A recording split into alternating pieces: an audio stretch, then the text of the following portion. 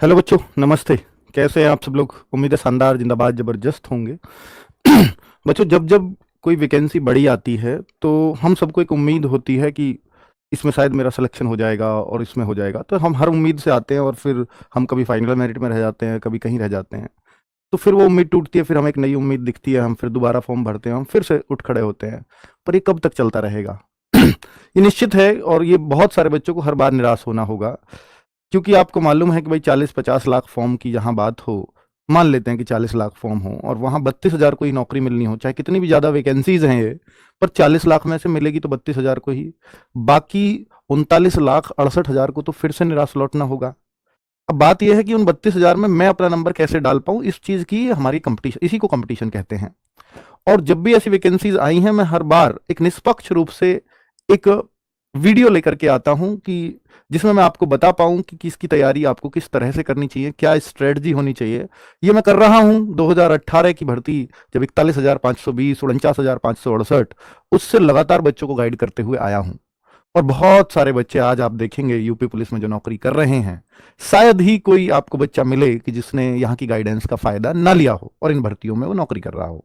तो भाई, मैं इन सब बातों को इसलिए बता रहा हूं ताकि आप मेरी बात थोड़ा सीरियसली सुने, क्योंकि ये अनुभव आज का नहीं है जो मैं आज शेयर करूंगा, ये बहुत बहुत सालों पुराना पुराना है, जो बहुत सारे बच्चों को काम आता है। क्योंकि हम पढ़ाते तो रोज है, पढ़ाते सभी हैं, सभी अच्छा पढ़ाते होंगे ऑब्वियसली, तभी वो टिक पा रहे हैं यूट्यूब पर। बस बात यह है कि किस बच्चे का कौन सा पॉइंट वीक है और कौन सी बात उसको हिट कर जाए और वो अपने आप को उठा करके ले जाए वहां से। बच्चे खुद ही आपको अपने उत्थान के लिए काम करना होगा।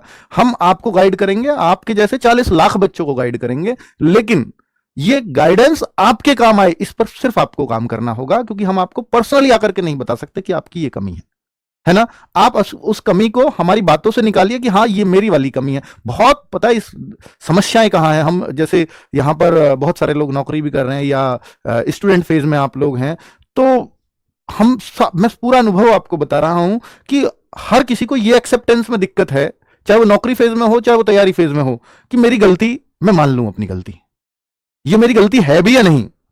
बच्चे, आपको गलतियों को एक्सेप्ट करना होगा कि हाँ, मेरी ये चीज वीक है, तभी मैं उस पर काम कर पाऊंगा। अगर आप उसको वीक ही नहीं मानोगे तो वो काम ही नहीं हो पाएगा। मैं आपको एक बहुत अच्छा एग्जांपल देता हूं।